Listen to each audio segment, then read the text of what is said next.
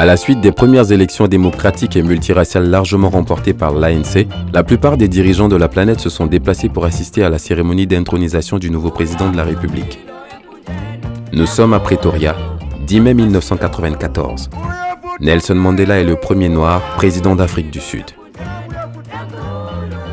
Entre 1652 et 1994, l'Afrique du Sud est dirigée par les populations d'origine européenne. Cette domination blanche a été très marquée par le régime de l'apartheid. C'est dans ce contexte extrêmement discriminatoire que Rolihlahla Mandela, fils d'une famille royale Tembu de la tribu Xhosa, afin de lutter contre la domination politique de la minorité blanche, Nelson Mandela rejoint en 1942 le Congrès national africain, ANC, un parti à vocation multiraciale qui plaide pour l'égalité des droits avant de fonder avec Oliver Tambo la Ligue de la jeunesse de l'ANC en 1944. En 1948, le National Afrikaner, le parti blanc raciste du partisan de la ségrégation raciale, le pasteur Daniel Malan, arrive au pouvoir et instaure un apartheid rigide. Devenu avocat des Noirs contre l'injustice des règles administratives, Mandela monte en 1952 la campagne de défiance contre le gouvernement et participe à la rédaction de la Charte de la liberté, dont le programme fondamental est la lutte contre la ségrégation raciale et l'apartheid.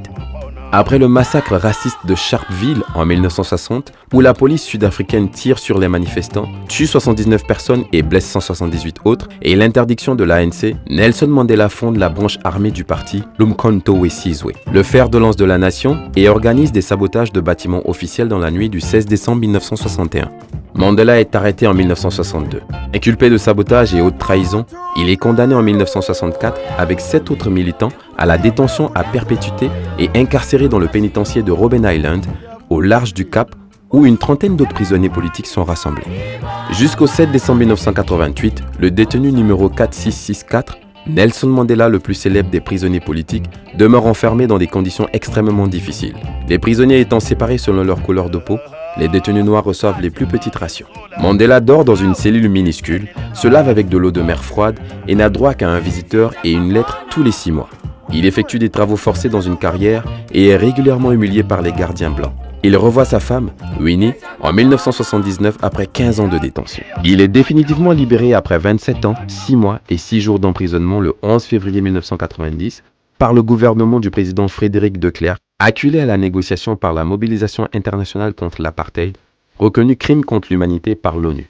Nelson Mandela fait un discours et déclare son engagement pour la paix et la réconciliation avec la minorité blanche du pays. Après avoir voté pour la première fois de sa vie comme la plupart des Noirs, jusque-là exclus de la vie politique, Nelson Mandela est élu président de la République le 9 mai 1994 par un parlement composé en majorité des députés de l'ANC. Ce jour-là, 10 mai 1994, la sécurité est maximale à Pretoria. Un nouvel hymne national et le nouveau drapeau de la nouvelle Afrique du Sud flottent sur Pretoria. Ils ne sont pas moins de 42 chefs d'État et 5000 invités à avoir fait le déplacement pour la cérémonie d'investiture du premier président noir de l'Afrique du Sud, qui a lieu devant 60 000 personnes. L'ancien prisonnier qui a passé 27 ans en prison a même invité son ancien geôlier blanc. Nelson Mandela est aux côtés de sa fille, Zinzi, lorsque Frédéric de Klerk et Thabo Mbeki, respectivement deuxième et premier vice-président, prêtent serment. Une page de l'Afrique du Sud se tourne. À son tour, il prête serment et demande à Dieu de l'aider dans sa lourde tâche, celle de bâtir une Afrique du Sud arc-en-ciel. Sous haute sécurité, Madiba se tient derrière une vitre blindée pour prononcer son discours d'investiture, puissant et juste, qui fait un état des lieux de l'Afrique du Sud et présente sa vision d'une nouvelle Afrique du Sud réunifiée sans racisme. C'est une leçon pour l'humanité. De nombreuses célébrations ont lieu dans tout le pays, notamment un grand concert de Johnny Clegg.